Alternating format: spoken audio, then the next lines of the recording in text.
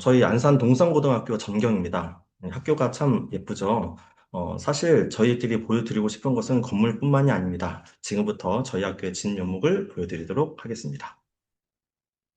목차입니다. 첫 번째 교육과정, 두 번째 대입 결과, 세 번째 기독교 신앙, 네 번째 안산 동산고 생활에 대해서 말씀드리도록 하겠습니다. 먼저 안산 동산구는 경기도 광역단위 자율형 사립고입니다. 여기서 광역단위라는 말은 경기도 지역을 의미하는 건데요. 자율형 사립고는 전국 단위 자율형 사립고도 있고 광역 단위 자율형 사립고도 있습니다. 전국 단위 자율형 사립고 같은 경우는 이 용인에 있는 용인외대부고가 있죠. 그래서 그 학교 같은 경우는 전국 지역에서 그 학교를 지원할 수가 있습니다. 하지만 저희 학교는 광역 단위죠. 그래서 저희 학교는 경기도 지역 학생들이 지원할 수 있는데요. 그래서 보통 중학교 졸업 예정자의 경우는 경기도 소재 중학교 졸업 예정자들이 지원을 할 수가 있고요. 졸업 예정자가 아닌 이미 졸업을 한 학생이거나 아니면 검정고시 인 학생들인 경우에는 주소가 학생이 살고 있는 가족들의 주소가 경기도 지역이어야 지원을 할 수가 있습니다. 말하자면 서울에 있는 학생들, 인천에 있는 학생들은 저희 학교를 지원하고 싶어도 지원하기가 어려운 상황이죠. 그러면 어, 저희 학교에 대해서 본격적으로 말씀을 드리도록 하겠습니다. 저희 학교는 미래를 열어가는 학교, 세상을 축복하는 학교, 하나님을 경험하는 학교를 모토로 해서 운영을 하고 있습니다. 다들 아시다시피 저희 학교는 미션 스쿨인 거 아시죠? 그래서 저희 학교는 기독교 정신을 바탕으로 해서 운영을 하고 있고요. 하지만 좀 걱정하지 않으셔도 될 게 저희 학교가 기독교 정신을 가지고 운영을 하고 있기는 하지만 기독교를 가져야 저희 학교를 입학할 수 있는 것은 아닙니다. 우리나라는 종교의 자유가 있는 나라니까요. 그래서 떠한 종교를 가지고 있다 하더라도 저희 학교 기독교 정신을 운영되는 학교를 열린 마음으로 받아들일 수만 있으면 아무런 문제 없이 저희 학교 생활을 할 수 있게 되겠습니다. 지금부터는 자사고 교육과정에 대해서 말씀드리도록 하겠습니다. 사실 학교를 선택하는 데 있어서 교육과정만큼 중요한 게 없죠. 그래서 자사고 교육과정에 대해서 말씀드릴 텐데, 일단 구체적인 것을 말씀드리기 전에 저희 학교는 교육과정을 만들 때 크게 두 가지 틀로 준비를 하였습니다. 먼저, 6학기 중 4학기까지 수능 관련 수업을 완료하려고 합니다. 따라서 3학년 때 입시에 최적화된 환경을 조성할 수가 있습니다. 자, 이것은 어떤 것을 말씀드리는 거냐면, 저희가 대학교를 진학을 할 때는 크게 수시와 정시가 있다는 거 아시죠?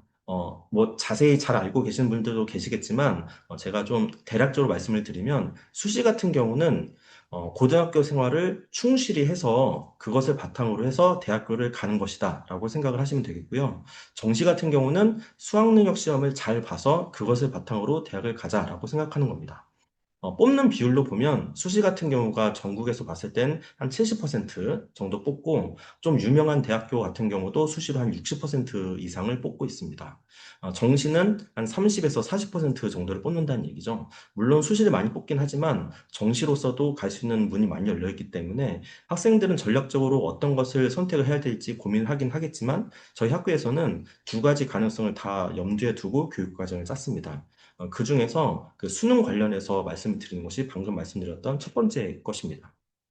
저희가 3학년 때까지 사실은 진도를 나갈 수 있어요. 그러니까 수능에 관련된 진도를 나갈 수 있고, 실제로 일반고 같은 경우는 3학년 1학기까지 수능 관련된 진도를 나갑니다. 근데 3학년 1학기까지 수능 관련된 진도를 나가고, 11월에 바로 수능을 본다는 게 사실상 되게 힘든 일이죠. 하지만 일반고 같은 경우는 보통 수시로 많이 가기 때문에 정시는 크게 염두에 두지 않고 그렇게 교육 과정을 운영을 해요. 근데 저희 학교 같은 경우는 정시로 대학을 가려고 하는 학생들도 상당수 있습니다. 따라서 2학년까지 저희는 수능 관련된 과목을 다 마치려고 합니다. 따라서 약간 좀 힘들기도 해요. 왜냐하면 많은 과목들을 2년 내에 압축적으로 해야 되기 때문에. 하지만 저희 학교 학생들은 역량도 있고 그만한 의지도 있기 때문에 2학년까지 하려고 하고 있고요. 3학년 때는 이제 학생들이 수능 관련한 심화 과정, 실전 같은 문제들을 많이 다뤄보고, 그래서 수능에 굉장히 준비를 많이 된 상태에서 임할 수 있도록 하려고 노력하고 있습니다.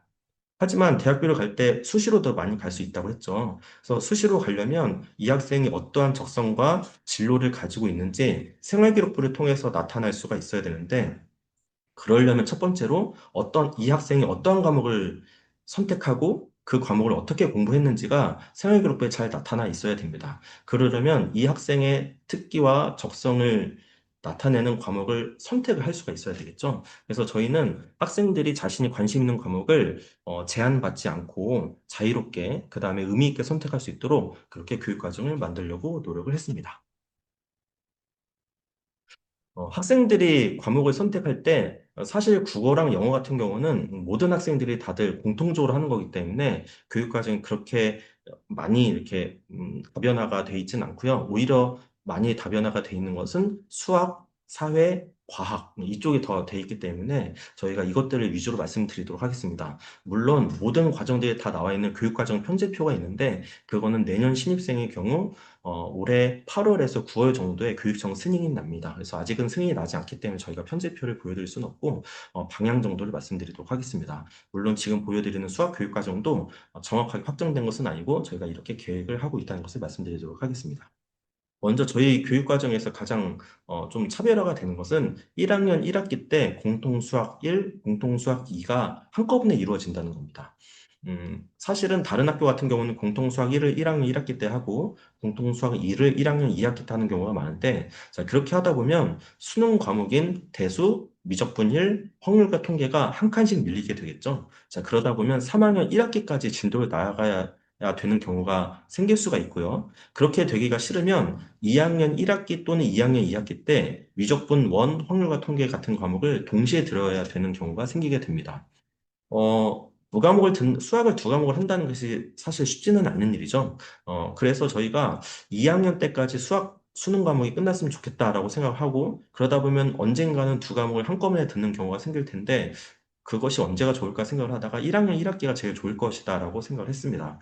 보통은 이제 중학교 같은 데에서 중학교 과정을 기초 과정을 열심히 하고 1학년에 들어가면 그래도 1학년 공통수학이 고등학교 과정 중에서 제일 기초가 되기 때문에 그래도 부담이 제일 적은 부분이고 그리고 이제 공통수학 같은 경우는 대수 미적분 원 확률과 통계에 대한 기초 과목이기 때문에 이 기초 과목을 제대로 하고 나서 대수 미적분 원 확률 통계는 심화학습을 하는 것이 좋겠다고 저희가 판단했습니다.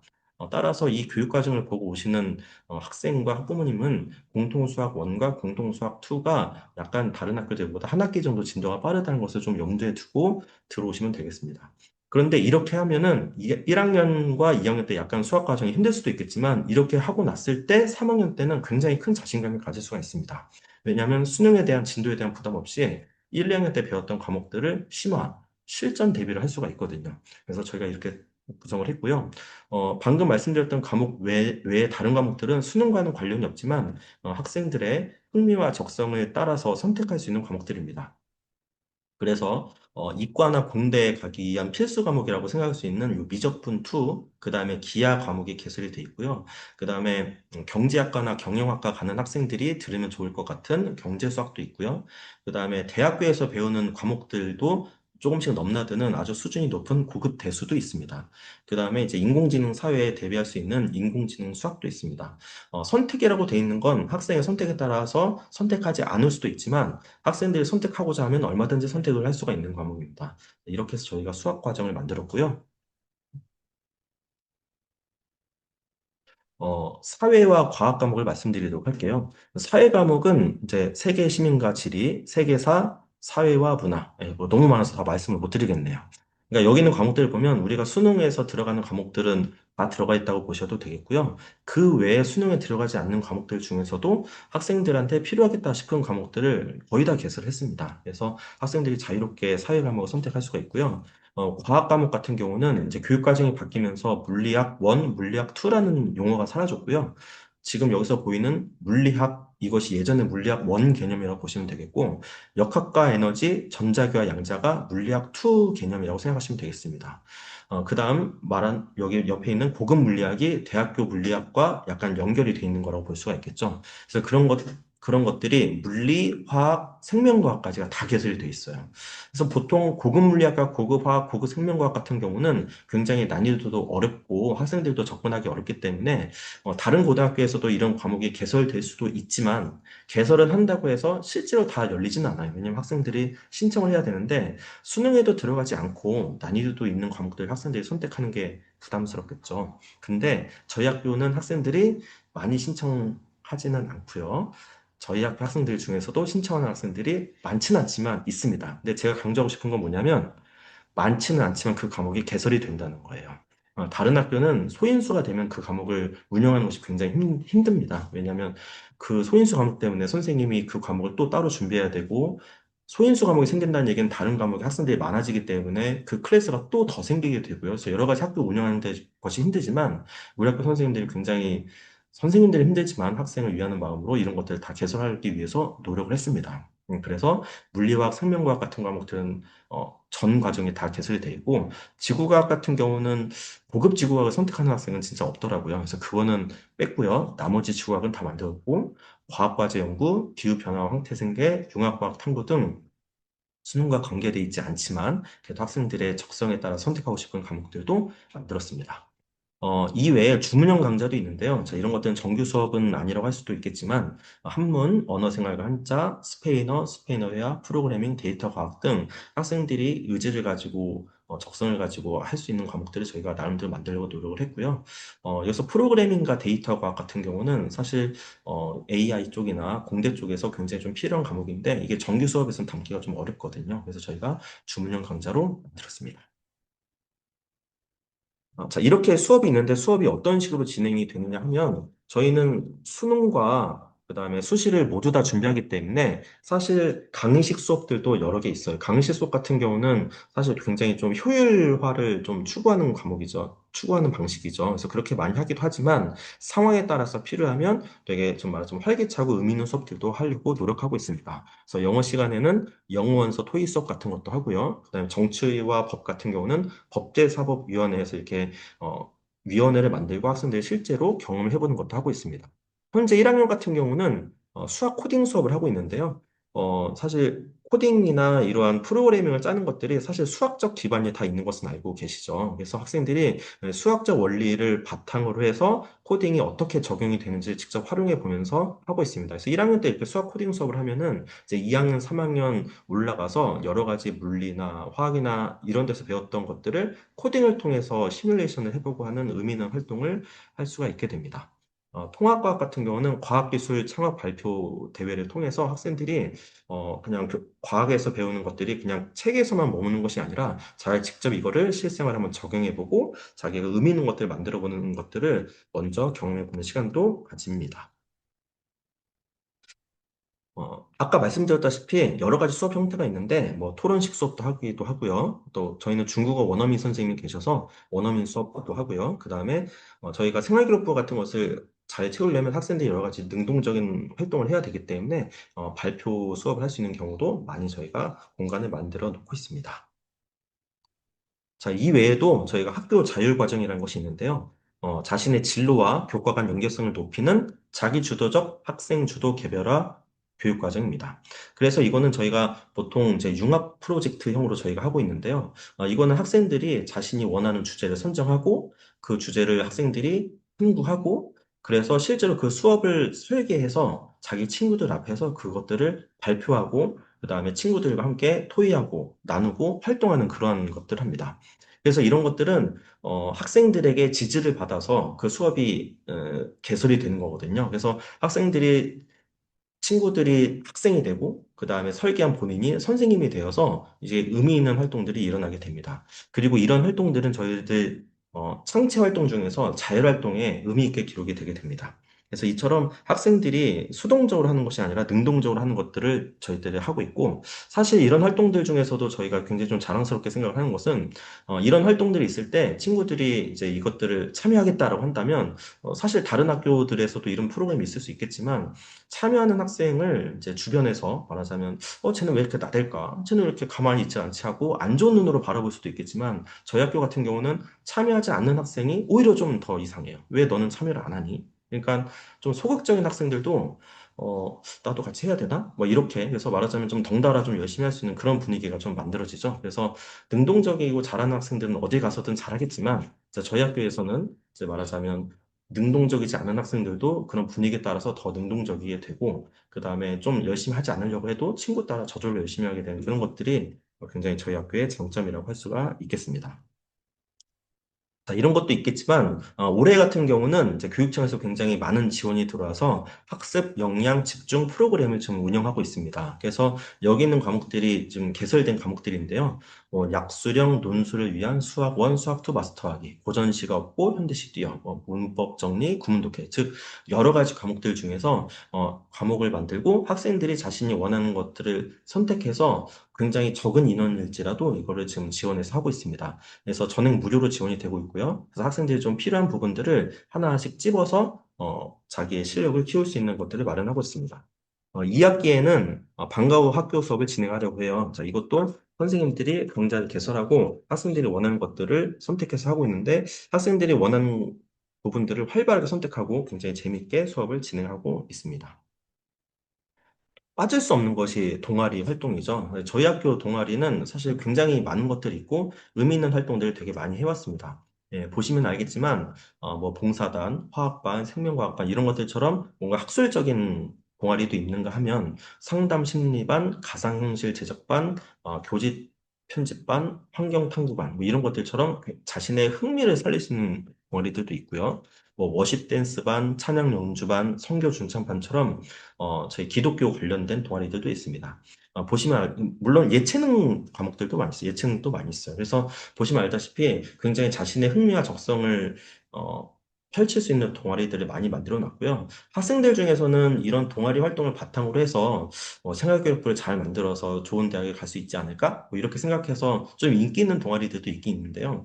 제가 고3 담임이랑 많이 해보니까 사실 그건 그렇지 않습니다. 그러니까 어떠한 동아리든지 그 동아리에서 이 학생이 의미 있고 재미있고 행복하게 생활을 했으면 그런 것들 다 대학에서 좋게 봐주더라고요. 그래서 어쨌든 재밌고 활발한 학교 생활을 위해서 저희 학교가 정규 동아리가 굉장히 자랑스럽게 운영이 되고 있습니다. 사실 저희 학교는 뭐 입시 쪽 관련해서 일반고 시절부터 굉장히 좀 유명한 학교였었죠. 그래서 저희 학교만의 그 입시 노하우가 있습니다. 그래서 사실 사설 프로그램에서 보면 뭐 진학사나 뭐 김영일이나 뭐 유에이나 되게 다양한 사설 프로그램도 있고 되게 유명한 학원들도 많이 있지만 저희 학교에서도 자체적으로 제작하고 있는 그 입시 프로그램이 있어요. 그래서 저희가 엑셀에다가 저희들 졸업생들 데이터를 다 집어넣어서 그거를 바탕으로 해서 저희가 학생들을 상담을 하고 있습니다. 물론 외부에 있는 프로그램들도 활용을 하죠. 그래서 저희가 이런 것들을 가지고 하다 보니까 말하자면 외부 같은 데서는 표준화된 그다음에 이제 스탠다드에 맞춘 상담을 하게 되는데 저희 학교만의 특징이 있거든요. 사실 저희 학교가 다른 학교랑 약간 좀 구별되고 차별되는 점들이 있기 때문에 그 일반화된 걸로 봤을 때는 약간 좀 차이가 좀 나요. 그래서 그런 것들을 저희가 좀 많이 활용해서 입시에 적용하고 있습니다. 근데 이런 것을 하려면 여러 가지 또 정보가 필요하죠. 그래서 저희가 대입 설명회, 여기서 보면 이제 사진으로 나와 있는데 대입 설명회를 많이 유치를 하고 있고요. 그 다음에 입시 정보를 전달하기 위해서 학부모 연수도 활발하게 하고 있습니다. 그 다음에 학생들도 공부만 하다 보면 면접이나 뭐 논술이나 이런 것들은 좀 쉽지 않을 수가 있죠. 그래서 저희가 학생 면접 연수라고 해서 저희가 고3 학생들 같은 경우 이제 면접에 지원하게 되고 그렇게 됐을 경우에 선생님들이 또 모의 면접을 보고 그런 식으로 하면서 많은 대회를 하고 있습니다. 요 표는 올해 진행되고 있는, 이제 저희 학교에서 진행하고 있는, 어, 대학교 입시 설명회예요. 그래서 보시면 알다시피, 뭐 4월부터 지금 8월까지만 현재 지금 일정 잡혀 있는 것만 썼는데요. 뭐 각종 사관학교, 그다음 지스트, 디지스트, 유니스트, 카이스트처럼 기술원들도 있고요. 우리가 생각하는 이제 명문 대학교들 있죠. 성균관대, 연세대, 서강대, 뭐 포항공과대, 뭐 중앙대, 한양대, 뭐 아주대, 한동대, 한양대. 그래서 굉장히 많은 학교들이 저희 학교에 직접 찾아와서 이렇게 설명회를 하고 있습니다. 사실 이러한 좀 유명한 학교들 입장에서도 동상고는 굉장히 주목하고 있는 학교거든요. 그래서 저희 학교에서 여러 가지 정보들도 얻을 수가 있습니다. 근데 학생들이 이렇게 공부를 하다 보면 자신의 진로에 대해서도 좀 많이 고민을 해야 되죠. 그래서 주제 탐구, 컨설팅, 멘토링이라는 것을 또 진행하고 있습니다. 그래서 대학생 멘토와 함께 학생 개인의 적성과 관심사에 따른 탐구를 진행하고 있어요. 그래서 이거는 지금 활동하고 있는 모습이고요.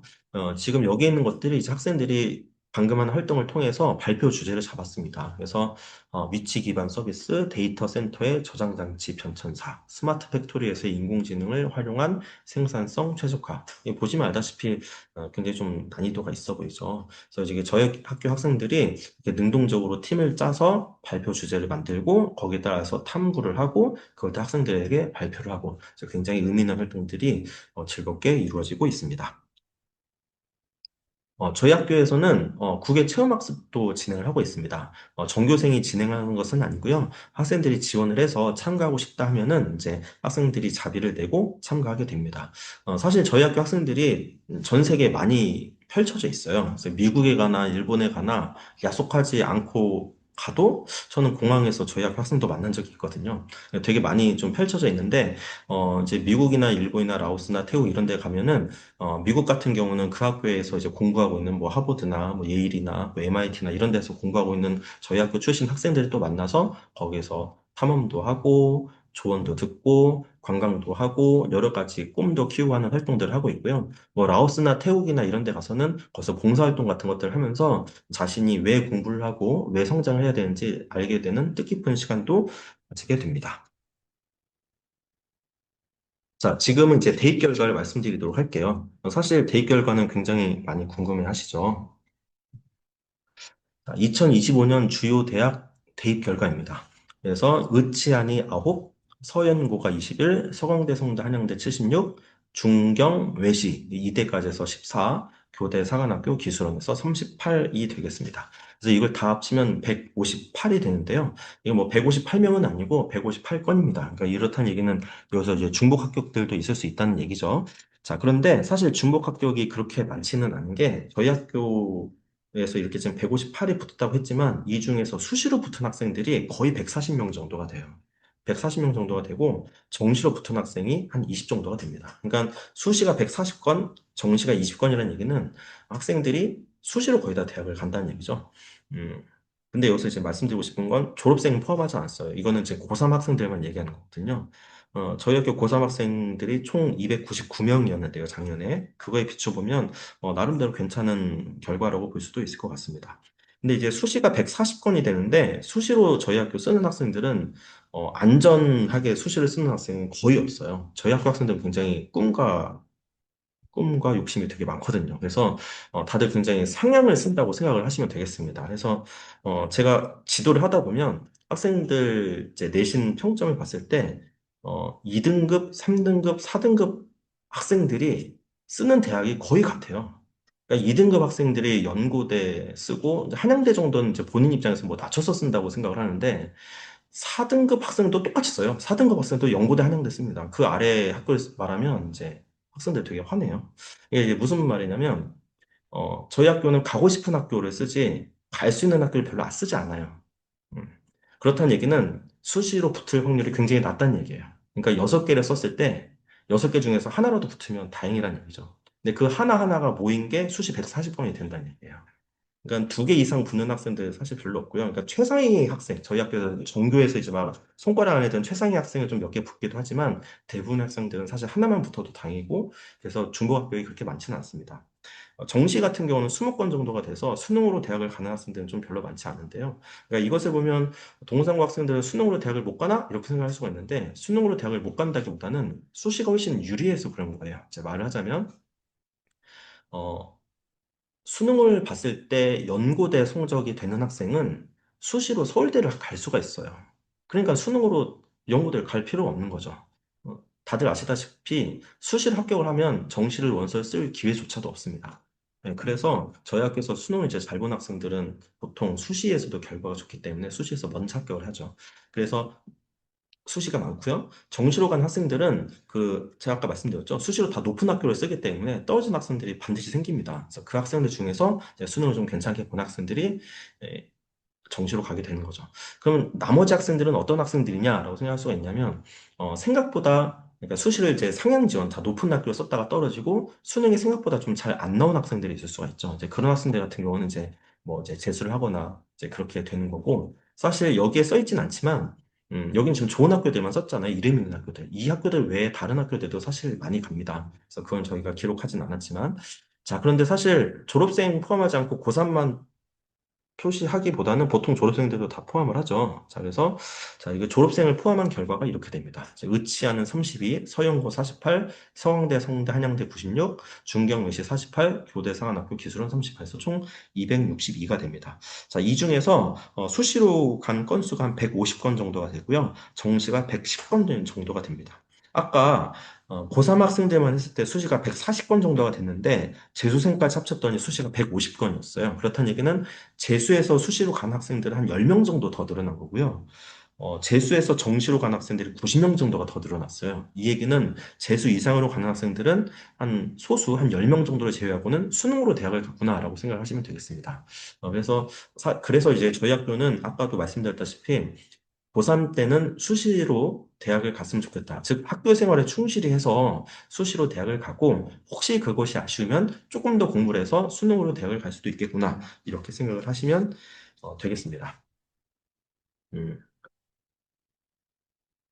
자, 이번엔 이제 기독교 시장을 좀 말씀드릴게요. 저희 학교는 이제 기독교 정신을 가지고 운영을 하고 있고요. 그러다 보니 여러 가지 프로그램들이 있는데요. 1학년에서 수련회를 하다 보면 거기서 이제 세족식을 합니다. 그래서 세족식은 사실 성경에 있는 이제 굉장히 큰 중요한 사건들 중에 하나인데요. 여기서 보면 학생들의 발을 선생님들이 씻어주시는데 이 발이 그냥 발이 아니에요. 이 발이 행군을 몇 시간 동안 하고 온 이 최악의 상태의 발입니다. 그래서 선생님들이 지금 이 마스크 쓰고 계신 분도 계시는데 굉장히 쉽지 않습니다. 굉장히 쉽지 않은데 그래도 선생님들은 기쁜 마음으로 이렇게 학생들을 섬기는 마음으로 씻어주고 있고요. 음, 체플을 저희가 금요일 1교시에 매일 합니다. 매주 합니다. 그래서 체플 시간은 이제 예배 시간인데 굉장히 좀 어떻게 보면 딱딱하고 재미없을 것 같긴 하지만 저희들 체플은 막 경건하고 막 이렇게 엄숙한 막 그런 시간이라기보다는 학생들이 뛰어놀고 예배, 그 찬양하고 율동하고 그러면서 굉장히 스트레스를 날리고 굉장히 의미 있는 시간이 될 수가 있습니다. 그래서 열린 마음만 가지고 있으면 체플 시간이 이렇게 부담스럽지 않고 굉장히 즐거운 시간이 될 수가 있습니다. 매일 각 반에서 경건회도 진행을 하게 되는데요. 경건회는 한 5분에서 10분 정도 각 반의 선교부원장과 선교부원들이 같이 힘을 합쳐서 합니다. 그래서 아침에 학교에 등교하면 좀 피곤하고 좀 힘들기도 한데 여기서 서로 고민도 나누고 찬양도 하고 그러면서 스트레스를 날리고 하루를 좀 재미있게 시작할 수 있는 계기가 되기도 합니다. 저희 학교는 각종 기도회들도 있는데요. 교사 기도회도 있고 학부모 기도회도 있고 그래서 저희 학교를 위해서 저희 학교 학생들을 위해서 여러 분들이 저희를 위해서 기도해 주세요. 사실 이 기도회가 저희 학교를 운영하는 원동력이 된 것 같습니다. 저희 학교는 수능 전에 촛불 응원도 하는데요. 수능을 보기 한 몇 주 전에 이제 1학년, 2학년 학생들이 그동안 고생한 3학년 학생들을 위해서 이렇게 응원을 해줍니다. 그래서 준비하는 1, 2학년 학생은 앞으로 자기가 이제 겪게 될 이제 고3 수험 생활을 또 한번 다짐하는 계기가 되고 이제 고3 학생들은 이제 이렇게 자기 후배들이 챙겨준 것을 보면서 열심히 하겠다는 또 그런 또 다짐을 하게 됩니다. 방금 말씀드린 것들 지금 좀 정리를 한번 해봤고요. 또 여러 가지 또 저희 기독교 활동들도 있습니다. 이게 상담도 있는데 상담은 기독교 활동이라기보다는 저희 학교 들어오면서 또 말 못할 고민들이 있는 학생들이 있을 수 있겠죠. 그다음에 친구 관계라든지 아니면 학업이라든지 아니면 여러 가지 종교적이라는 것이라든지 해서 상담을 하게 되는데 저희 학교에는 진로 선생님도 계시고요. 그다음에 전문 상담 선생님도 계시고 네, 목사님도 2분 정도 계십니다. 그래서 학생들이 정말 마음 터놓고 자기의 고민들을 상담을 하고 있습니다. 자, 지금까지 일단 제가 준비한 것들은 다 말씀을 드렸고요. 저희 설명회는 학교 홍보단과 함께하는 학교 설명회입니다. 그래서 제가 말씀드린 것보다는 저희 학교 직접 다니고 있는 재학생들의 설명을 해드리면, 우리 아이가 동상고에 가면 이렇게 생활을 하겠구나를 조금 더 생생하게 느끼실 수 있을 것 같습니다. 그래서 저희가 준비했습니다. 자, 지금부터는 저희 학교 홍보단 학생들이 진행하도록 하겠습니다. 어, 기쁘게 맞아주시기 바랍니다.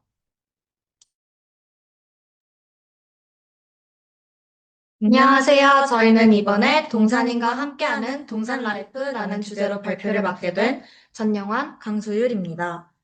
오늘은 저희가 경험한 학교 생활을 주제로 이야기를 나눠볼까 하는데요. 그럼 지금부터 저희가 준비한 자료들을 함께 보시면서 발표를 진행하도록 하겠습니다.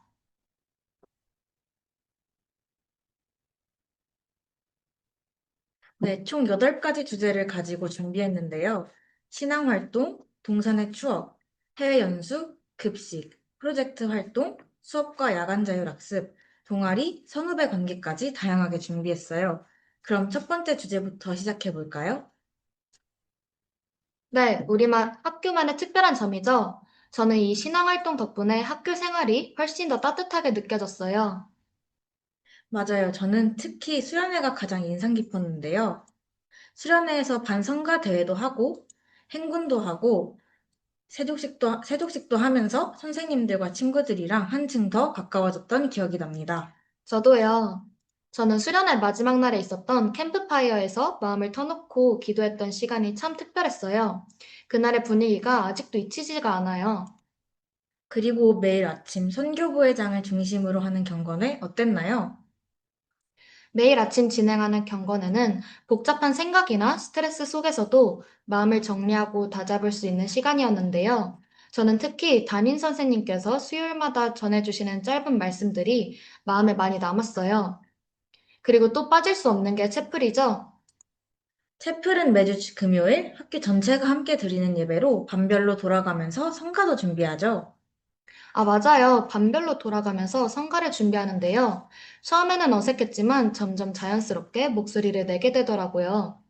단순히 노래를 부르는 시간이 아니라 우리 반이 하나가 되는 시간 같았어요.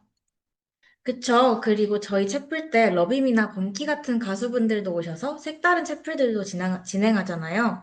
이렇게 다양한 신앙활동 덕분에 학교 생활이 단순한 공부 중심이 아니라 마음을 다듬고 친구들과 더 깊은 관계를 맺는 시간이었던 것 같아요. 다음으로는 저희가 가지고 있는 동산에서의 추억에 대해 이야기해 볼까요? 첫 번째로는 버스킹입니다. 저희 학교에서는 댄스부, 밴드부, 선교단에서 버스킹을 자주 진행하는데요. 버스킹은 점심시간이나 축제 기간에 학교 중앙에서 진행되는 미니 공연입니다. 저희 동상고는 세계지도라는 상징적인 공간 안에서 음악에 재능이 있는 친구들이 노래를 부르거나 악기를 연주하면서 자유롭게 자신의 끼를 펼칠 수 있는 무대가 마련되어 있답니다. 공연을 보며 친구들과 응원도 하다 보면 평소보다 학교가 더 활기차고 따뜻하게 느껴져요.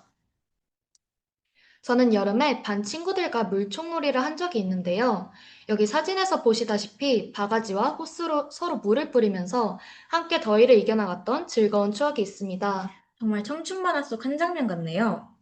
그렇죠. 그리고 저는 기숙사생인데 기숙사 선배님들과 친해지게 되어서 지금까지도 가깝게 지내고 있답니다. 아무래도 기숙사생들끼리는 서로 의지하고 끈끈해지는 게 큰 것 같아요. 저기 네컷 사진도 저와 친구와 선배님들과 함께 찍은 사진들이고요. 그리고 마침 저희가 내일 한마음 체육대회를 앞두고 있습니다. 작년엔 믿음, 소망, 사랑, 은혜로 네 팀을 나눈 뒤 진행했는데 함께 땀 흘리며 서로 더 가까워지고 단합할 수 있는 귀중한 시간이었습니다. 저는 작년에 학생회로서 체육대회 준비에 직접 참여한 경험이 있는데요. 단순히 운동을 잘하는 친구들만 돋보이는 게 아니라 응원 준비나 포스터 제작 등 다양한 방식으로 누구나 참여할 수 있어서 더 즐겁고 모두에게 의미 있는 시간이었던 것 같습니다. 체육대회만큼이나 기다려지는 또 하나의 행사는 바로 축제입니다. 저는 저희 담임 선생님께서 한마음 축제 때 노래를 부르신 것이 기억에 남는데요. 어찌나 그렇게 잘 부르시던지 귀가 녹는 것 같았습니다. 선생님들께서는 못하시는 게 없으신 것 같아요. 축제날에는 학교 곳곳이 이렇게 꾸며지고 다양한 부스 활동과 공연이 진행되는데요.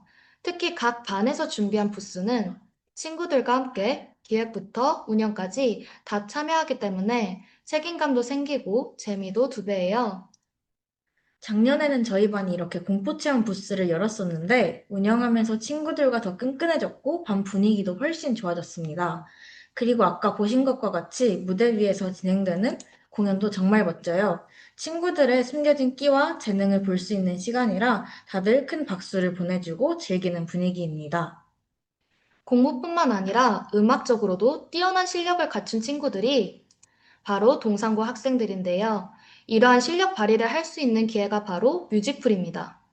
음악을 잘 하지 못하더라도 위해 열심히 노력하는 친구들과 함께하며 음악으로 소통할 수 있었던 귀중한 시간들이 되었던 것 같아요. 저는 방학 때 해외 연수를 다녀온 친구들의 이야기를 들으면서 정말 인상 깊었던 기억이 있어요. 어떤 친구는 미국에 있는 MIT나 하버드 같은 유명한 대학에 가서 실제로 그 대학에 재학 중인 동상고 선배님과 만나 함께 대화를 나눴다고 하더라고요. 직접 선배에게 유학 생활이나 진로에 대한 이야기를 들을 수 있었다고 해서 저도 언젠가 그런 기회를 가져보고 싶다는 생각이 들었어요. 일본에 다녀온 친구는 도쿄대 같은 학교 캠퍼스를 둘러보면서 현지 문화를 체험할 수 있는 시간이 많았다고 했어요. 그 나라의 유명한 장소들을 직접 방문하면서 단순한 관광이 아니라 진짜 배우는 연수였다는 얘기들을 듣고 그 얘기들을 들으면서 저까지 다 설레더라고요.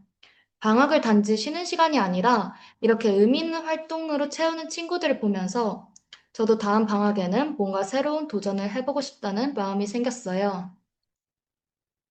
저희 중엔 방학을 이용해서 라오스로 비전 트립을 다녀온 친구들도 있었는데요. 칠교놀이, 태권도, 성극, 워십 공연 같은 다양한 프로그램을 통해 현지 아이들에게 하나님을 전하는 활동이었는데요. 함께 준비하고 전하는 그 시간 자체가 저희에겐 정말 의미가 있었고, 언어가 다르더라도 마음으로 연결될 수 있다는 걸 직접 느낄 수 있었다는 경험이라고 해요. 저는 그 비전 트립 중 성극 공연이 가장 인상 깊었는데요. 라오스로 떠나기 전에 학교에서도 미리 공연을 해줬었는데 이걸 보면서 이걸 통해 현지 아이들이 보면 얼마나 놀라워할까라는 생각이 들었습니다. 그 장면 하나하나가 마음에 참 깊이 남았고 단순한 활동이 아니라 진심이 담긴 나눔이라는 것이 느껴졌습니다. 말씀을 읽어주는 게 아니라 성경 말씀을 시각화해서 연기와 움직임으로 보여주는 방식이었는데 언어가 달라도 메시지가 마음에 와닿을 수 있다는 것을 느꼈다고 하더라고요. 그럼 이제 급식에 대해 얘기해 볼까요? 네, 동상고의 자랑 중 하나는 바로 급식입니다. 평소에도 메뉴 구성이 정말 다양하고 맛있어서 매 끼니가 기대될 정도예요. 간식처럼 나오는 메뉴도 많고 때때로는 특식도 제공돼서 학생들 만족도가 정말 높아요. 식사 시간은 친구들과 즐겁게 이야기하며 하루 중 가장 편안한 순간이기도 합니다. 얼마 전에는 동상고 30주년을 맞아 특별한 급식이 나왔는데요. 바로 랍스터 특식이었습니다. 학생들 모두 정말 깜짝 놀랐고 마치 레스토랑에 초대받은 기분이었는데요. 그만큼 준비해주신 분들의 정성을 가득 느낄 수 있었습니다. 그럼 이번에는 프로젝트 활동에 대해 이야기해 볼까요? 저는 융합 프로젝트에 참여한 경험이 있는데요. 단순히 지식을 외우는 것을 넘어서 관심 있는 분야를 스스로 연구하고 친구들과 공유할 수 있다는 점이 정말 매력적이라고 생각합니다. 저는 아쉽게도 직접 기획하지는 못했지만 친구들이 준비한 아스피린 합성 실험 수업에 참여한 적이 있어요.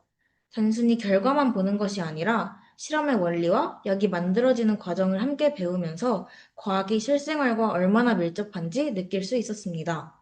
이러한 경험이 단지 재미에서 끝나는 것이 아니라 제게는 실제 진로 고민이나 학문적 관심으로도 이어질 수 있다는 점에서 정말 의미 있는 시간이 되었어요. 저는 지금 커피 찌꺼기를 재활용해 탈취제 만들기라는 주제로 프로젝트 봉사를 진행하고 있는데요. 팀원 친구들과 함께 주제에 대해 탐구한 후 아침 시간이나 점심 시간을 활용해 캠페인도 진행하고 다른 친구들도 체험할 수 있게 봉사활동을 진행하면서 학습 내용을 더 확장해 나가는 과정을 생기부에 담을 수 있어서 정말 좋았어요. 그리고 동상고는 수업 분위기도 정말 활기차고 집중도가 높은데요. 선생님들께서 학생들에게 관심도 많으시고 수업 준비도 늘 열정적으로 해주시는데 학생들도 스스로 학업에 대한 의지가 있어서 수업에 적극적으로 참여하고 있습니다. 그래서 단순히 듣고 끝나는 수업이 아니라 질문도 오가고 서로 의견을 나누면서 함께 만들어가는 수업이라는 느낌이 강하게 들고 있습니다. 저는 그런 분위기 덕분에 수업 시간이 더 즐겁고 자연스럽게 공부에 대한 몰입도도 높아지는 것 같아요. 저희는 아침 시간과 시간이 끝난 후에는 5층 자습실이나 2층 자습실에서 야자를 하는데요. 시험 기간엔 자리가 꽉 차는 경우도 많은데 그래도 조용하게 각자 공부하는 분위기가 잘 잡혀 있어서 저한테는 꼭 필요한 공간이에요. 저는 보시다시피 이런 2층 자습실에도 자주 가는데요. 교실과 같은 구조로 되어 있어서 조금 더 편안한 분위기에서 자습할 수 있습니다. 그리고 누가 시키지 않아도 자발적으로 자습실에 모여서 공부하는 분위기가 자연스럽게 자리 잡혀 있는 것도 동산고의 특징인 것 같아요. 이런 공간들이 있어서 학교 안에서도 저희만의 루틴을 만들어가며 공부할 수 있습니다. 저희 동산고는 동아리로도 정말 유명하죠. 대표적으로는 생명과학반인 허브, 화학반인 케미, 그리고 법의학, 로봇봉사단 등이 있습니다. 이외에도 선교단이나 국제외교활동반인 디플로마스 등 다양한 동아리가 준비되어 있어 학생들은 각자의 동아리에서 하고 싶은 탐구와 실험 등을 마음껏 펼치며 꿈을 향해 달려나가고 있습니다. 동산고에서 저희가 정말 자랑하고 싶은 문화 중 하나는 선후배 간의 따뜻한 관계입니다. 저는 입학하자마자 짝선배가 먼저 연락을 주셨는데요. 학교 생활에 잘 적응할 수 있도록 사소한 것 하나까지 챙겨주셨고, 수련회가 다가왔을 때는 직접 만드신 간식 박스를 선물해 주셨어요. 안에 과자뿐만 아니라 선배가 손글씨로 쓴 응원 메시지가 들어 있었는데요. 아직도 그 편지를 간직하고 있을 정도로 신입생인 저에게는 큰 힘이 됐었고, 나도 나중엔 꼭 이런 선배가 되어야겠다고 마음먹게 되었어요.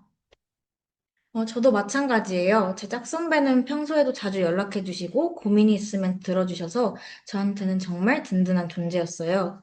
그래서 2학년이 된 지금 그 마음을 이어받아 이렇게 수련회 때 간식을 준비해서 후배들에게 선물했습니다. 후배가 고마워하며 연락을 해왔을 때 정말 뿌듯했고, 저 또한 제가 받았던 사랑을 나누면서 선배로서 성장하고 있다는 기분이 들었어요. 선후배 간의 관계는 이런 이벤트에서 그치지 않고 평소에도 공부 관련해서 자연스럽게 도움을 주고받고 있는데요. 여기 보시다시피 선배들이 주시는 기출시험지나 필기노트를 후배들에게 공유해 주시기도 하고 필요할 때는 질문도 부담 없이 할 수 있어요. 저는 특히 선택 과목을 정하는 기간에 많은 도움을 받았던 것 같아요.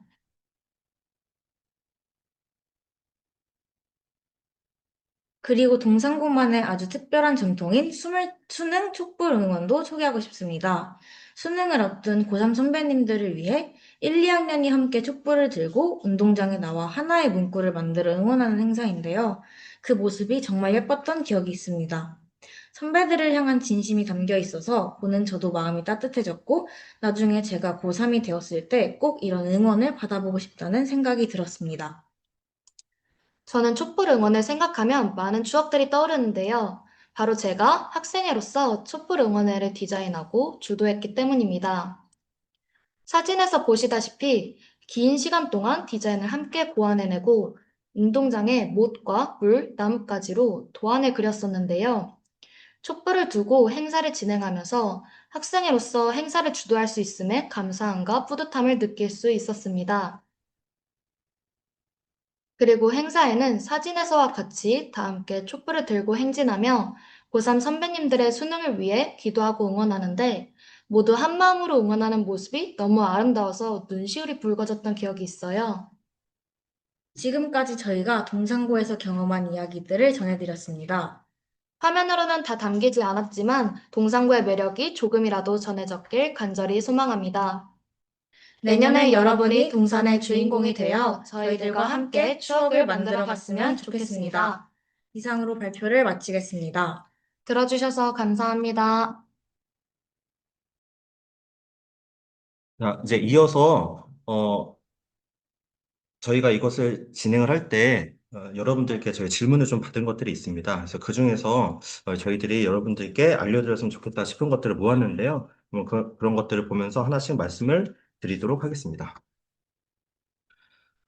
동상고 합격 전략입니다. 사실 저희가 다음 주에 있을 이틀 동안 일반 전형, 안산 전형, 그다음에 사회통합 전형에 대해서 저희가 구체적으로 말씀을 드릴 것입니다. 그런데 질문이 나왔기 때문에 저희가 간단하게 말씀을 드리면 저희가 1단계 내신 커트라인 같은 경우는 저희가 250점 만점으로 저희 학교만의 방법으로 산출을 하고 있는데 작년 같은 경우 이제 붙을 수 있는 점수가 전체 과목에서 B가 3개 정도 였습니다. 그래서 B가 3개 안쪽. 그래서 B가 2개 정도였으면 어느 정도 이제 안정권이라고 생각할 수가 있었고, B가 3개 정도면 아슬아슬하지만 그래도 합격을 할 수가 있었습니다. 근데 여기서 이제 B가 무슨 말인지, 250점이 무슨 말인지는 좀 많은 설명이 필요하기 때문에 거기에 대해서는 저희가 다음 주에 더 자세하게 말씀을 드리도록 하겠습니다.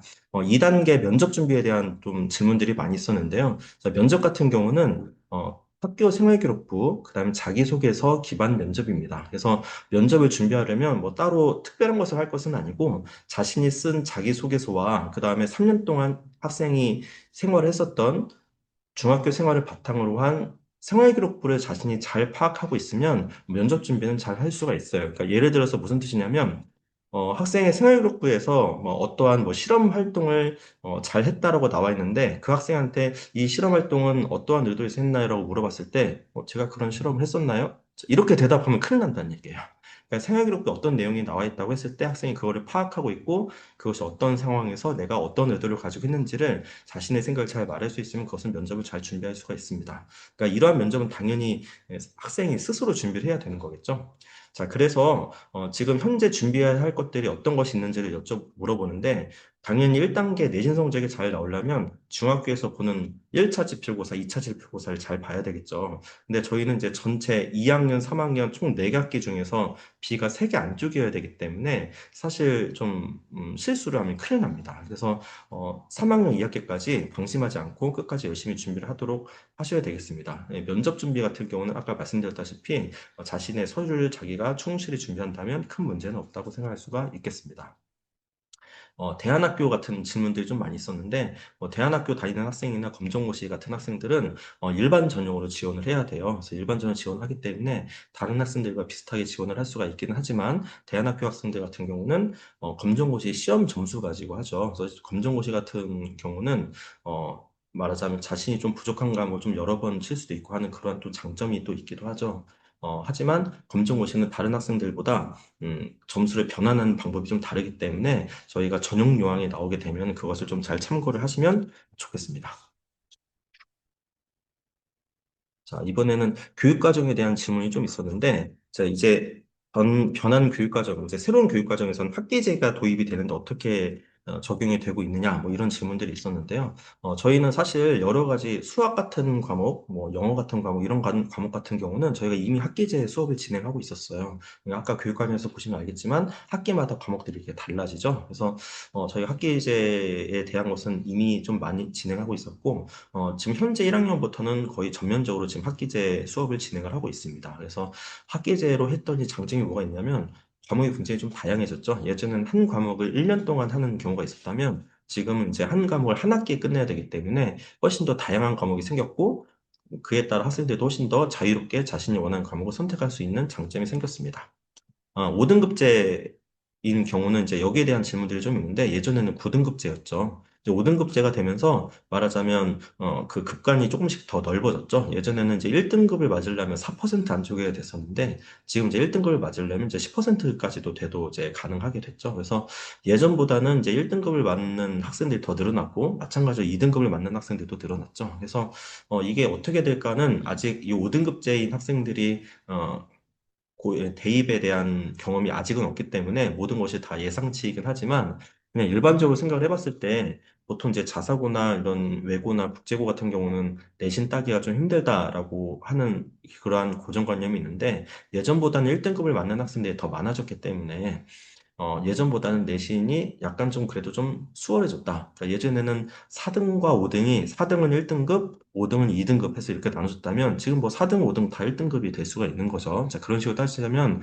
자사고에서 내신을 잘 따는 게 예전보다는 조금 수월해졌다 이렇게 생각할 수가 있고 일반고 같은 경우는 진학을 했을 경우에 내신을 1등급 따기가 그래도 좀 수월하다. 그래서 이걸 가지고 대학을 잘 갈 수 있겠구나 이렇게 생각할 수가 있는데 일반고에서도 1등급을 따는 애들이 많아졌겠죠. 그렇다는 얘기는 일반고에서 1등급을 맞는 게 그 아주 희소 가치가 예전보다 좀 떨어졌다는 얘기예요. 그래서 일반고에서 1등급을 맞은 학생들이 굉장히 많이 늘어날 거기 때문에 그런 것을 비춰보면 일반고에서 내신으로 대학을 가는 게 예전보다는 좀 메리트가 좀 줄어들지 않았나라는 생각이 좀 듭니다. 물론 다 추정치인데요. 어쨌든 이런 것들 좀 종합해서 생각을 해보셨으면 좋겠습니다.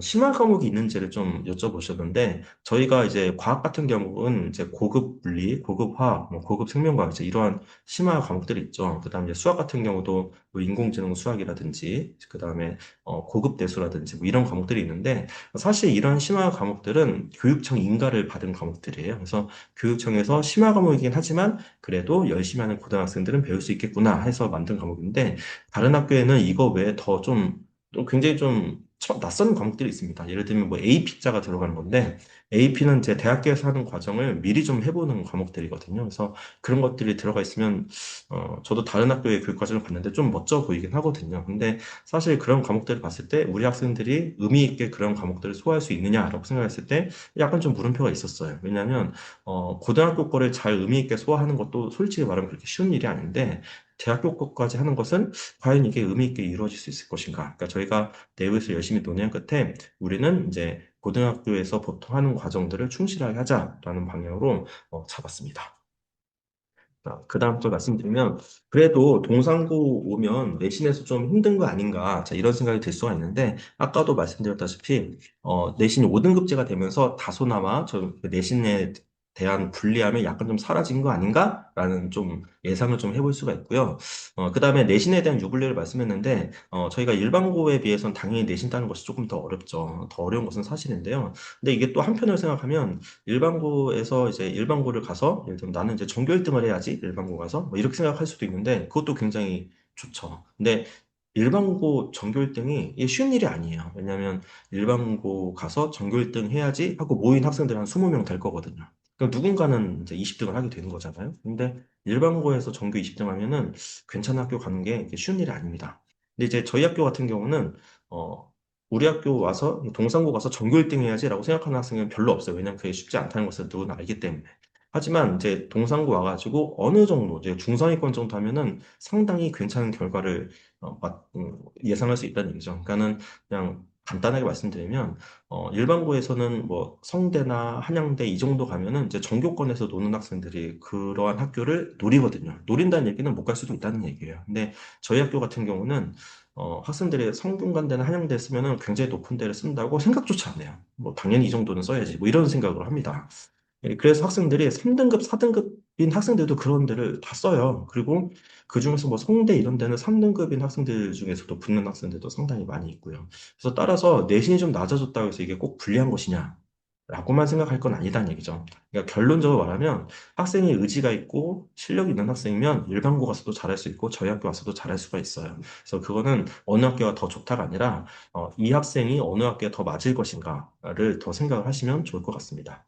내신 난이도라고 되어 있는데 저희 학교 같은 경우는 내신이 문제가 다 어렵지는 않아요. 그러니까 생각보다 풀 수 있는 문제들도 많이 있고 평균도 꽤 높은 경우들도 많이 있습니다. 왜냐하면 50분이란 제한된 시간 내에 어려운 문제들이 나오면은 사실 그거는 시험으로서도 바람직하지 않거든요. 그래서 학생들이 자신이 기초적인 것을 확실하게 하고 그것을 이제 응용 문제로 나오는 변별력으로 나오는 문제를 그래도 어느 정도면 해결하면 내신에서는 괜찮은 것들 점수를 맞을 수가 있는데 50점, 50분 내에 풀다 보면 한 번만 실수해도 굉장히 좀 문제가 생기거든요. 그래서 내신을 잘 따는 게 사실은 굉장히 어렵기는 합니다. 어렵기는 해요.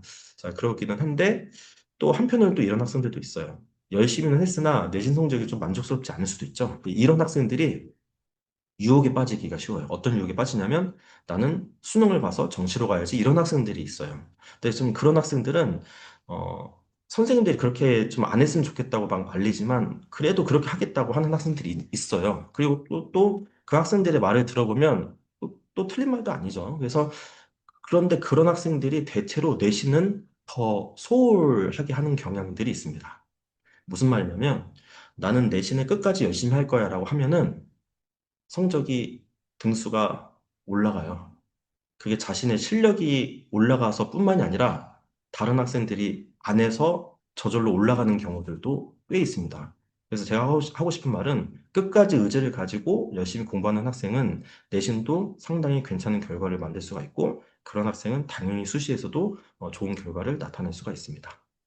예, 힘들어하는 학생들, 그러니까 저희 학교 들어와서 좀 힘들어하는 학생들은 어떻게 되나요?라는 게 있는데 사실 저희도 좀 고민이 많아요. 그러니까 저희 학교 전형 중에서도 이제 추첨 전형들이 있는데 추첨 전형으로 들어온 학생들 중에서 잘하는 학생들도 물론 있지만 그렇지 않은 학생들도 있는 것은 사실입니다. 그래서 이런 학생들 같은 경우는 이제 주변에 말하자면 이제 실력이 좀 좋은 학생들 사이에서 좀 따라가기 힘드니까 좀 힘들어하는 학생들도 있는 것은 분명해요. 그래서 저희들도 나름대로 이제 기초 학력 보장 프로그램 같은 것들을 운영하고 있습니다. 그래서 뭐 르네상스 프로그램이라든지 아니면 아까 보여드렸던 그 무료로 진행되는 그런 프로그램이라든지 해서 다양하게 프로그램 진행하고 있는데 사실 이렇게 진행해도 쉽지는 않더라고요. 왜냐하면 학생들이 좀 도망갑니다.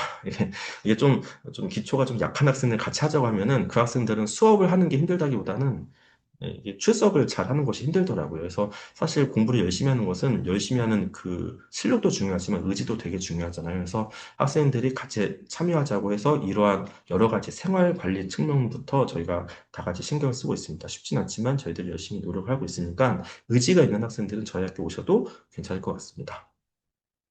문이과 비율에 대해서 궁금해 하시는데, 작년, 지금 현재 학생들 같은 경우는 저희가 12반 중에서 문과 학생들이 대략 한 3반 정도 됩니다. 3반 정도. 한 2반 정도는 이제 문과 학생들로 이루어져 있고, 한 반 정도는 그 2반 정도가 문과 학생들로 이루어져 있고, 한 2반 정도가 문이과가 한 혼합반 정도가 돼요. 그래서 대체로 학생 수로 보면 한 3반 정도가 문과다. 그러니까 저희가 12반 중에서 3반이 문과니까 문과 대 이과가 한 1대 3? 그 정도 생각을 할 수가 있겠습니다. 그래서 아무래도 저희 학교는 이제 이과 쪽 지원하는 학생들이 많은데요. 근데 그렇다고 해서 문과 쪽 학생들이 좀 불리하냐라고 말한다면 꼭 그렇진 않아요. 왜냐면 이제 문과 쪽 학생들이 이제 말하자면 문과 쪽에 의지가 있어서 온 학생들도 있고 아니면 이과 쪽 과목이 좀 힘들어서 온 학생들도 있어요. 되게 좀 다양하게 있긴 한데 문과 쪽 학생들은 말하자면 이과 쪽 학생들의 대체로 수학이나 과학을 좀 잘하는 학생들이 이과 쪽으로 몰리거든요.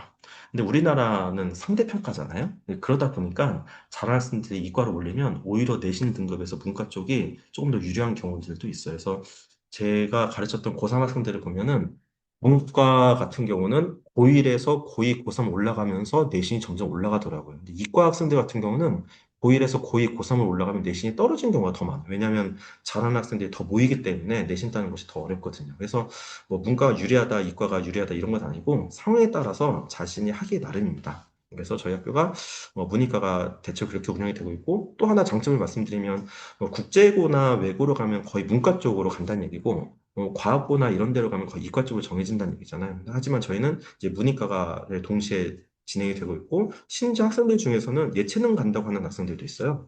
실제로 그래서 저희 반 학생들 중에서는 체대 간 학생, 미대 간 학생, 음대 간 학생들도 상당히 많이 있습니다. 그래서 저희 학교 와서 처음에 꿈은 뭐 뭐였을지 모르겠지만 3년간 생활하면서 학생들이 이렇게 성장하더라고요. 진로적인 측면에서도 성장하고 실력적인 측면에서도 성장하고요.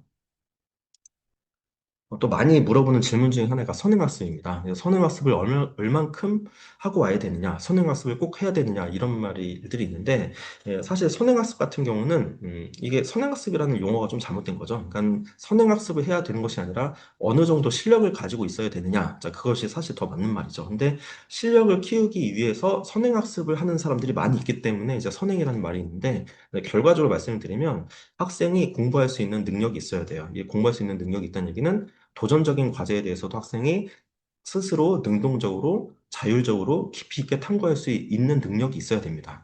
그런데 그러한 방식으로 공부를 중학교 때부터 하는 학생들도 있고 중학교 때 되게 좀 수박 겉핥기식으로 좀 피상적으로 하는 학생들도 있어요. 근데 중학교는 뭐 평가나 이런 것들이 그렇게 난이도가 높지는 않거든요. 그래서 중학교 때는 깊이 있게 공부한 학생과 약간 좀 피상적으로 공부한 학생들이 점수가 비슷하게 나와요. 근데 고등학교 올라가면 그 둘의 차이가 나타나게 됩니다.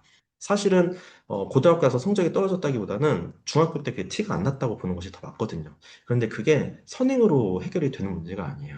그러니까는 피상적으로 공부하는 학생들은 선행도 피상적으로 하게 됩니다. 그래서 결과적으로 보면 중3 때 뭐 미적분까지 공부하고 왔다는 애들이 실제로 있거든요. 근데 고1 때 가르쳐 보면 고1 수학도 잘 못해요. 그러니까 그런 학생들은 그냥 진도만 나간 거지 사실 제대로 알지 못하거든요. 그러니까 여기서는 얼마만큼 알았다가 중요한 것이 아니라 학생이 의미 있게, 깊이 있게 자기가 스스로 공부를 할 수 있느냐. 어려운 것이 있을 때 자기가 스스로 탐구를 해보았느냐. 이제 그런 것이 훨씬 더 중요합니다. 그래서 일단 그 능력이 중요하고 또 하나를 말씀드리면 그럼 선행이 의미가 없냐 하면 그렇진 않아요. 왜 그러냐면 고등학교 공부는 중학교에 비해서 양도 많고 깊이도 있습니다. 그러니까 양도 많고 깊이가 있다는 얘기는 양이 많기 때문에 공부하는 시간이 많이 필요하고 깊이가 있기 때문에 한두 번 읽어서는 이해가 잘 가지가 않아요. 그러니까 양도 많고 여러 번 읽어봐야 되기 때문에 여러분들이 한 번에 할 수가 없습니다. 그래서 미리미리 하는 것이 시간 확보적인 측면에서 훨씬 더 좋아요. 그러니까 그 측면에서 선행학습이 의미가 있을 수도 있습니다. 예, 무슨 말이냐면 공부 양이 좀 많이 필요하다는 얘기죠. 근데 고등학교 와서 같은 시간 내에 하려면 뭔가 좀 힘드니까 좀 미리 하면 남들 한 번 볼 때 나는 두 번 볼 수 있지 않을까? 남들 두 번 볼 때 나는 세 번 볼 수 있지 않을까? 자, 그런 측면에서는 의미가 있을 수도 있습니다. 그래서 선행학습은 꼭 필요한 것은 아니지만 의미 있게 좀 잘 활용을 하면 좋다. 그 다음에 선행보다 더 중요한 것은 뭐냐면 깊이 있는 공부, 자신이 스스로 탐구할 수 있는 공부를 할 수 있느냐가 중요하겠습니다. 하나 더 말씀을 드리면 저희가 1학년 1학기 때 공통수학 1과 2를 동시에 나가게 되잖아요. 그러니까 그게 진도적인 측면에서는 조금 힘들 수가 있는 것도 사실입니다. 그래서 그 측면에서는 수학을 조금 미리 좀 준비를 해가지고 오면 1학년 들어왔을 때 이제 난이도 있는 깊이 있는 것도 할 준비가 돼 있겠죠. 그래서 그렇게 해보시는 것도 괜찮을 것 같습니다. 기숙사 많이 궁금해 하시는데요. 저희는 기숙사는 각 학년별로 남녀 한 40명 내외 정도 뽑아요. 그러니까 총 80명 정도 된다는 얘기죠. 그런데 기숙사를 들어올 때는 기독교 신앙인을 대상으로 합니다. 그래서 담임 목사 추천서가 필수로 필요하거든요. 그러니까 저희 학교를 입학을 할 때는 종교가 사실 필요가 없어요. 다른 뭐 종교가 있던 없던 저희 학교 입학에는 문제가 없지만 저희 학교 기숙사가 24시간 기독교 문화를 바탕으로 돌아가거든요. 그렇기 때문에 기독교 신앙을 가지고 있지 않으면 어, 그 학생이 힘들어요. 그래서 저희가 기독교 신앙인을 대상으로 해서 자, 그렇게 좀 제안을 했고요. 총 80명이면 이제 너무 저희가 전원 기숙사가 아닌 거잖아요. 그래서 80명이 좀 너무 적다고 생각할 수가 있는데 저희가 이제 대체로 보면 저희가 360명이 들어오는데 그중에서 안산 전형이 30% 정도가 돼요. 그러면 한 100명 정도 빠지거든요. 그러면 한 260명 정도가 남고 저희는 기독교 신앙을 가지고 있어야 되는데 기독교 신앙 가지고 있는 학생이 보통 한 절반 정도 되거든요. 그러면 260명 중에서 절반 하면 그게 한 130명 정도가 돼요. 그러니까 130명 정도가 기숙사를 신청할 수 있다라고 생각할 수가 있는데 그 130명 중에서도 안산 인근 지역 학생들도 꽤 있거든요. 그래서 뭐 수원이나 뭐 안양이나 군포나 이런 학생들은 거리가 워낙 가깝기 때문에 신청해도 안 될 가능성이 높습니다. 그렇게 생각을 하면 저희 학교에서 생각보다 이제 객관적으로 봤을 때 좀 원거리, 좀 먼 거리에 있다고 생각하는 학생들은 선발을 될 가능성이 꽤 많다. 뭐 이렇게 생각을 해보셔도 되겠습니다. 저희가 기숙사를 선발할 때는 총 100점 만점으로 하는데 거리, 등교 시간의 거리, 여기서 거리는 대중교통 기준입니다. 거리를 했을 때 네이버, 카카오 지도로 계산했을 때 얼마만큼 시간이 걸리느냐를 가지고 저희가 50점 만점으로 계산하게 됩니다. 변별이 꽤 돼요. 이제 한 변별이 한 30점 이상이 되기 때문에 거리가 굉장히 큰 역할을 하고요. 생활기록부가 40점 역할을 할 거예요. 그래서 생활기록부를 통해서 이 학생이 기숙사 생활을 잘 할 수 있는지를 좀 판단하려고 하고요. 40점이기 때문에 꽤 비중이 크죠. 신앙 10점은 생활기록부와 자기소개서, 그다음에 담임 목사 추천서를 기준으로 해서 이 학생이 어떠한 신앙을 가지고 있는지도 판단하게 됩니다. 보시면 알겠지만 다 서류 평가죠. 그래서 저희가 작년까지는 기숙사를 할 때 면접을 썼었는데 올해는 면접을 지금 하지 않을 생각입니다. 그래서 면접을 하지 않고 생활기록부, 자기소개서, 담임 목사 추천서를 가지고 서류 평가를 할 생각입니다. 기숙사에 대한 질문 중에서 이런 것이 있더라고요. 1학년 때 선발이 되면 이게 2학년 올라갈 때 다시 또 선발 과정을 거치나요? 하는데 저희는 특별한 사정이 있지 않으면 3학년까지 지낼 수가 있습니다. 그러니까 이 얘기는 한 번 들어가면 뭐 특별한 일 없으면 3년이 보장이 되는 거기 때문에 좋다고 볼 수도 있지만 기숙사가 안 된 학생은 또 기회가 별로 없기 때문에 안 좋아 보일 수도 있겠죠. 근데 어쨌든 저희는 그게 3년간 하는 걸로 이렇게 돼 있고요. 중간중간에 이제 기숙사에서 이제 말하자면 이제 퇴사하는 학생들도 있습니다. 뭐 여러 가지 이유로. 그랬을 경우는 저희가 방학마다 그 결혼에 대해서 또 보충으로 또 뽑는 경우도 있습니다.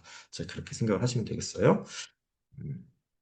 자, 학교 생활에서 말씀드리면 기숙사가 안 됐을 경우 셔틀버스가 있느냐 뭐 이렇게 여쭤보신 경우가 있는데 저희 학교에서 운영하고 있는 셔틀버스는 없어요. 대신에 이 인근 지역에서 사설 셔틀버스들을 이제 기사님들이 자체적으로 운행을 하고 계십니다. 그래서 이 인근 지역이라 하면 뭐, 이 안산 지역도 있고요. 그다음에 뭐, 군포, 과천, 안양, 뭐, 수원, 뭐, 이런 데서 다 운영을 하고 있습니다. 그래서 저희들도 자체적으로 그 기사님들 전화번호가 있거든요. 그래서 혹시 관심 있으시면 저희한테 문의를 하시면 저희가 연결을 해드릴 수 있도록 하겠습니다.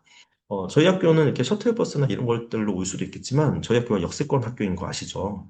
저희 학교에서 5분 거리에 사리역이라고 있습니다. 그래서 사리역을 통하면 5분만 걸리면 저희 학교에 바로 걸어올 수가 있거든요. 그래서 뭐 인근 뭐 시흥이나 뭐 이렇게 뭐 수원, 뭐 안양, 뭐 이런 쪽에서는 지하철을 통해서 시간만 잘 맞춰서 오면 생각보다 굉장히 좀 빠르게 올 수가 있습니다. 자, 그것도 참고하시면 좋겠고요.